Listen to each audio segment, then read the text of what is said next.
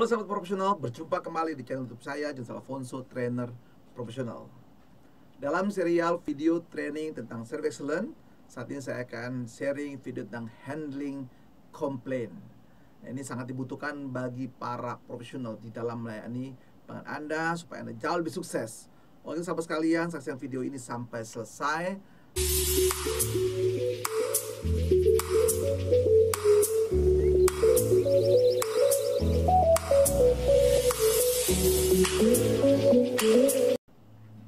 Komplain. Siapa yang tidak pernah dikomplain dalam hidup ini oleh orang lain? Saya meyakini siapapun manusianya pasti pernah dikomplain oleh orang-orang di sekitarnya. Nah itu ya. Jadi komplain itu sebenarnya bukan hal baru, hal biasa kok kita hadapi ya. Entah dalam relasi keluarga kah, relasi pertemanan kah, ketika dia tidak sesuai dengan harapan jangan dikomplain. Nah tentu nanti kita perhatikan baik-baik. Nah sekarang konteksnya dalam dunia profesional dan usaha sama sekalian ya. Jadi komplain itu sebenarnya secara konsep sebenarnya ekspresi ketidakpuasan yang dilakukan pada sebuah organisasi terkait dengan produk ya, atau proses penanganan keluhan itu sendiri. Di tanggapan atau resolusi secara eksplisit tidak ya tidak sesuai dengan yang diharapkan. Nah gitu ya. Nah, jadi itu komplain sederhana. Sebenarnya komplain itu bahasa komunikasi dari yang paling rendah, dikomunikasi baik-baik, sampaikan keluhan-keluhannya. Ya, ada keluhannya udah banyak ya, yang terukur ya. Ada produk, people-nya, lalu prosesnya, lalu physical evidence-nya, lalu produknya, atau kemudian harganya dan seterusnya dan sebagainya. Jadi dia menyampaikan. Jadi sebenarnya suatu bentuk komunikasi. Tentu komunikasinya di sini agak unik ya, karena dia tidak sesuai dengan apa? Kebutuhan, keinginan dan harapan dari pelanggan. Nah itu perlu dipahami sekalian ya. Jadi bentuknya jangan membuat sesuatu yang menakutkan. Ini biasa ya. Yang penting Anda layani dengan baik supaya akhirnya dia puas. Ketika puas dia, wah hebat sekali Anda ya. Jadi juga komplain ini bisa dikatakan sebagai harapan pelanggan yang belum terpenuhi dalam pertemuan proses penerimaan layanan Anda. Harapannya nggak terpenuhi, atau kebutuhan tidak terpenuhi, atau keinginan tidak terpenuhi. Atau juga bisa dikatakan komplain ini sebagai pernyataan ketidakbahagiaan, pernyataan yang mengekspresikan ketidakpuasan atau ketidakbahagiaan tentang suatu situasi, ya situasi produk dan seterusnya. Nah, tinggal nanti proses dia penyampaiannya seperti apa, sahabat sekalian ya. Jadi sahabat sekalian sekarang paham ya. Memang komplain itu bisa kita lihat ya, ada ya kalau kita komplain nggak bisa tertangani dengan baik, katanya menurut riset begitu ya, 60% meninggalkan perusahaan Anda. Nah itu ya, karena tidak menurut layanan baik. Yang kedua, dia bisa ya karena dia perusahaan karena tidak melayani dengan baik, dia buruk pelayanannya, 5 kali lebih banyak untuk customer meninggalkan perusahaan Anda, kan gitu ya, daripada karena harga atau kualitas seperti ini. Atau juga karena 90% karena kecewa tidak menyampaikan kekecewaannya langsung perusahaannya. Nah itu ya besar ya, 10% loh nggak menyampaikan, nanti bahaya. Tapi zaman sekarang semua ekspresi bisa ditulis langsung kalau di marketplace begitu langsung sampaikan dia puas, bagus, barangnya kurang oke dan seterusnya ya. Nah, customer bisa meninggalkan perusahaan Anda. Itu mulai mengerikan dampak buruknya ya. Nah, sekarang kita mulai mempelajari apa saja sih yang menjadi harapan pelanggan. Mengapa terjadi komplain? Nah, ini yang bermain di dalam diri seseorang itu antara ekspektasinya, persepsi terhadap servisnya. Wah, namanya bagus terusnya tapi ke faktanya berbeda. Nah, ada gap di situ ya. Salah menduga ekspektasi dari kerjanya, salah menetapkan standar servisnya, gagal memenuhi standar servisnya, janji servisnya berlebihan, konsumen salah beli. Nah, itu gap-gapnya. Nah, ini juga ya banyak sahabat sekalian ya. Jadi pelayanan yang cepat, dia berharap. Jadi harapannya komplain terjadi karena harapannya tidak terpenuhi. Yaitu misalnya ingin cepat tepat tapi tidak sesuai, ingin ramah tapi ternyata dia kasar dan seterusnya. Ingin konsisten, ya hari ini bagus besok tidak, kan begitu ya. Pelayanannya maunya mendengarkan ya, tidak mau mendengarkan petugasnya, kan begitu ya. Nggak mau dengar gitu ya, tidak ada empatinya. Petugas yang pengetahuannya kurang, terbatas, ditanya bingung dia nggak bisa menjawab. Pelayanan yang membuat ya kurang baik gitu ya, pelayanannya mampu ya tidak bisa berbuat melakukan yang baik pelayanannya ya. Atau transaksi berjalannya tidak tepat. Nah itu ya, kemudian juga petugas melayani dengan komitmen yang kurang tinggi komitmennya. Nah jadi ini teman-teman sekalian ya. Jadi harapan-harapan ini yang sering terjadi perbedaan ya dengan kenyataannya. Nah, inilah mendasar dasar menjadi komplain. Itu yang perlu sahabat ketahui ya. Jadi antara harapan dan kenyataannya, hati-hati juga membuat janji-janji ya, teman sekalian ya. Demikian. Oke sahabat sekalian, saksikan video ini sampai selesai. Dan selalu ingat untuk subscribe, klik loncengnya, beri tanda like, kasih komen positif, lalu share video ini kepada sahabat-sahabat Anda lainnya yang membutuhkan topik-topik seperti ini sahabat sekalian. Dan juga membuat saya lebih semangat di dalam membuat atau mengembangkan produk-produk yaitu video training untuk kepentingan program di Indonesia. 3 sumber utama dan komplain. Nah, ini yang perlu dipahami. Di sini menurut Jennifer Denham dalam bukunya tahun 98 disebutkan begini. Hati-hati ya sahabat sekalian, perhatian baik-baik bahwa 40% komplain disebabkan oleh kesalahan internal perusahaan. 40% penelitiannya kesalahan internal perusahaannya, jadi kualitasnya, jadi ada yang 4P ya, product, price, place, promotionnya, atau people-nya, atau physical evidence ya, dan sebagainya. Jadi 40% disebabkan oleh kesalahan di internal perusahaan Anda, kondisi Anda ya.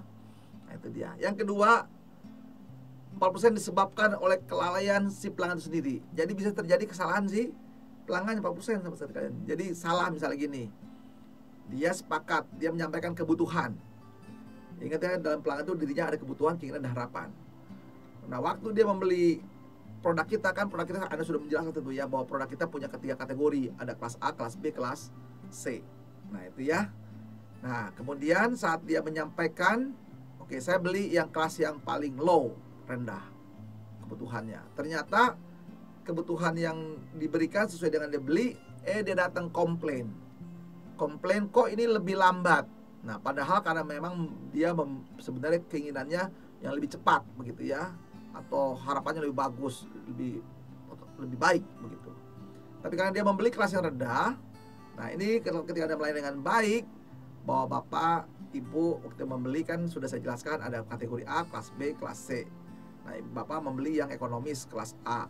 Nah, ya kalau Bapak mau meningkat lebih cepat, Anda bisa membeli kelas B. Nah, akhirnya Bapak Ibu sekalian, ketika 40% tadi komplain disebabkan oleh karena klien pelanggan atau ketidakpemahaman tentang pelanggan, maka karena dia malu, dia bisa beli yang kelas B, naik kelas. Itulah handling baik. Nah, itu 40% dari perusahaan kita, 40% dari pelanggan Anda. Nah, ada 20% disebabkan oleh perilaku dari si karyawan, si profesional yang menangani pelanggan Anda.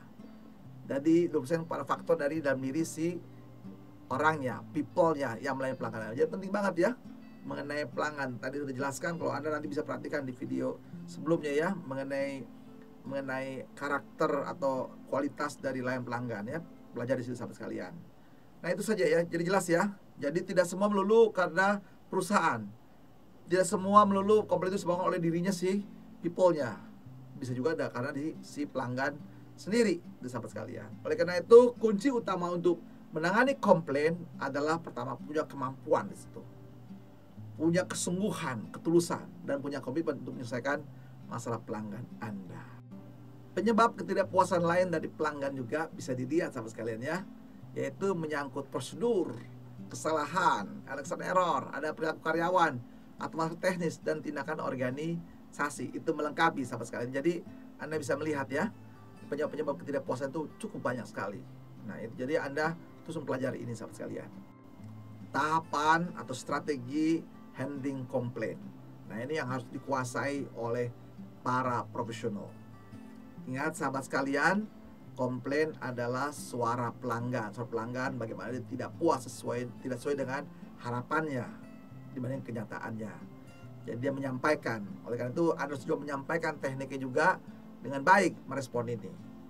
Nah, teman-teman, pertama fokus itu dalam komunikasi ya, dan komunikasi itu kan nanti kan ingat tadi ya, bahwa komplain adalah suatu bentuk komunikasi. Dalam komunikasi ada 3V.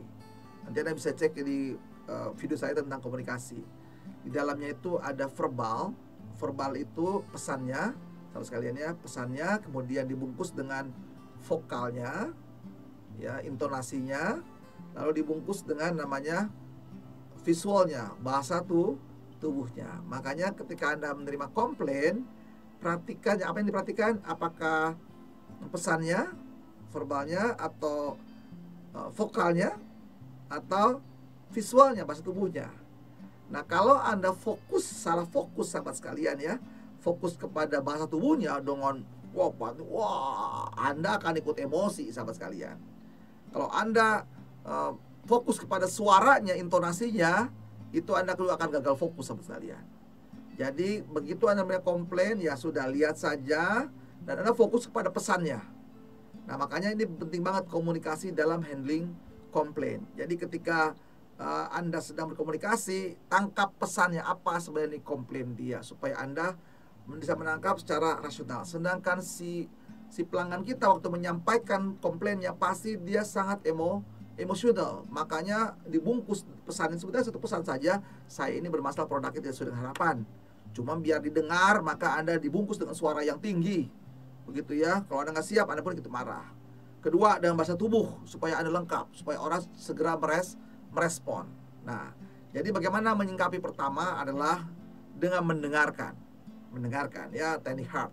Mendengarkan lalu berempati. Oh iya, pahami. Yang penting banget empati di sini ya. Kemudian juga minta maaf dulu sama sekali. Kok minta maaf dulu supaya dia tenang.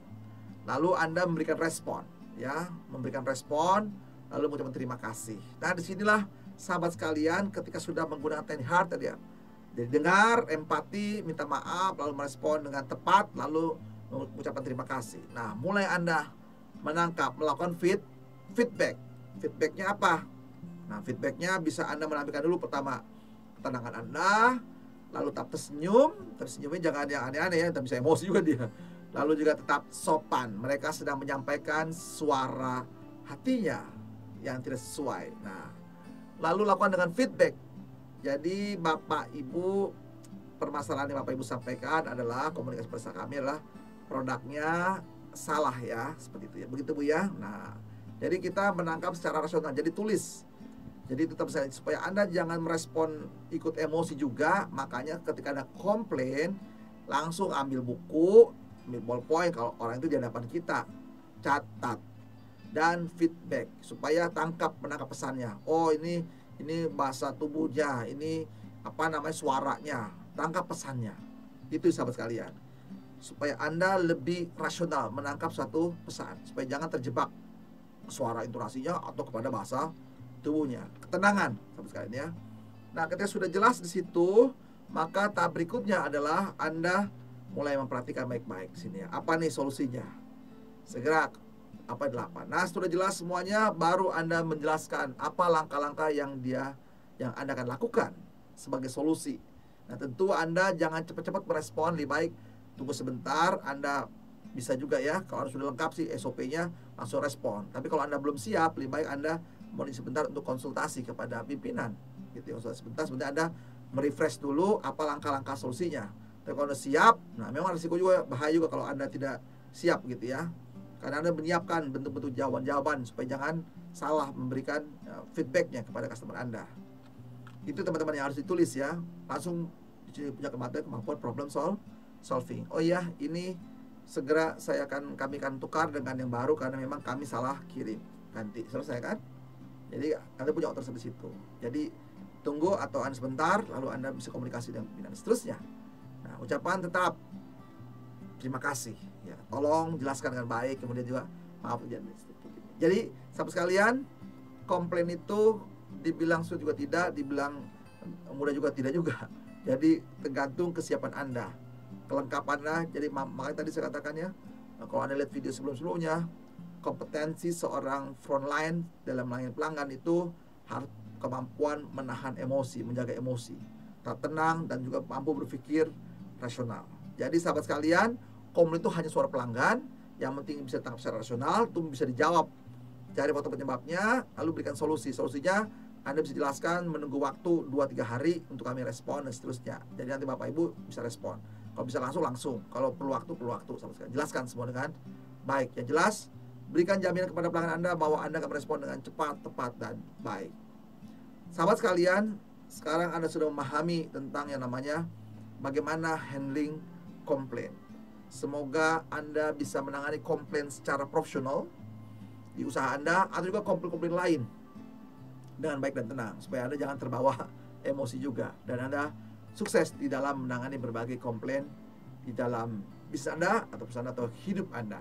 Semoga sukses, saksikan video-video yang lain. Semoga Anda jauh lebih baik lagi dari kemarin. Anda sukses ke depan untuk menjadi seorang profesional yang hebat, luar biasa. God bless you.